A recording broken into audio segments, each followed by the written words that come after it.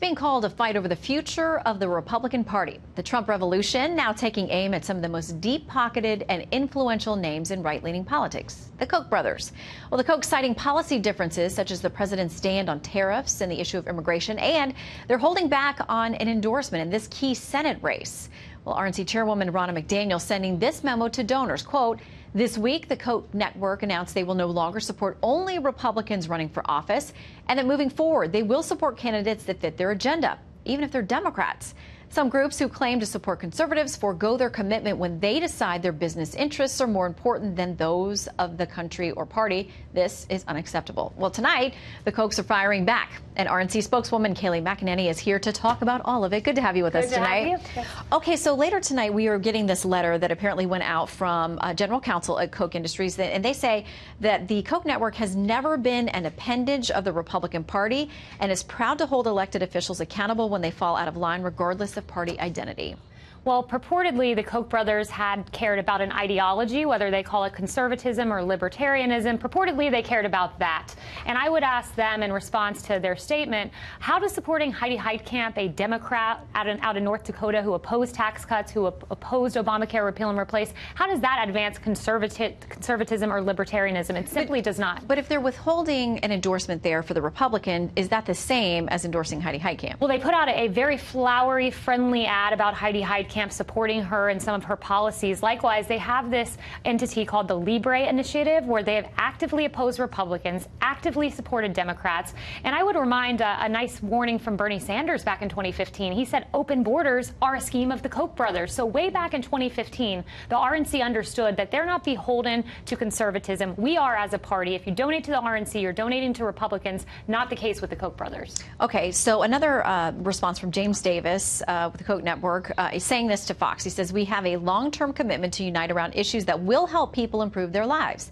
Just as we have in the past, we will work together with the president, elected officials, and others where we agree, and where we disagree, we will do so in a civil way. This is what it will take to make progress on the issues and ultimately create a society of mutual benefit where people succeed by helping others." So clearly, they're more about specific policies and issues and agendas than they are any partisan commitment.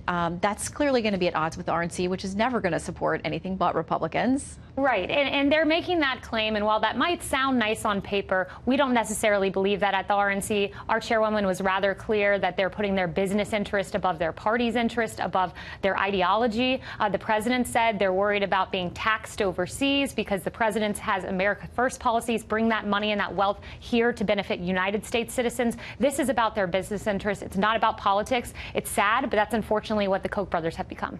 Okay, so Rick Tyler, a very well-known GOP strategist, used to work for Ted Cruz. He said this: "The RNC distancing itself from the Kochs represents the Republican Party's repudiation of free market economics and its embrace of its new-founded identity as a political cult." He used the C word.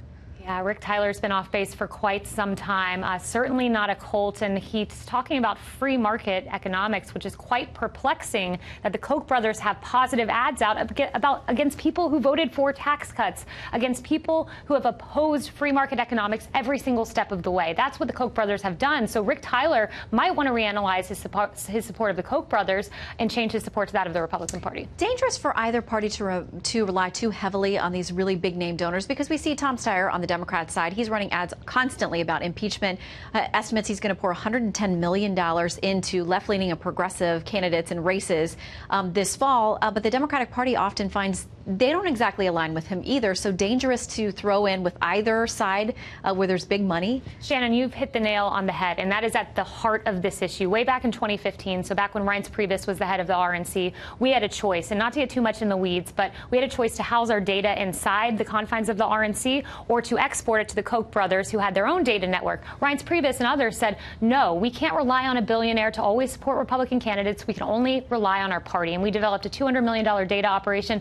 Thank goodness we did not rely on the Koch brothers, who now don't support the president and don't support some Republican candidates. Well, they say they want to work with him where they can. We saw his tweet this week, so we'll see how well that goes if they kiss and make up on and things that are important to both sides. Kayleigh, thank you for coming in. Thank you, Shannon.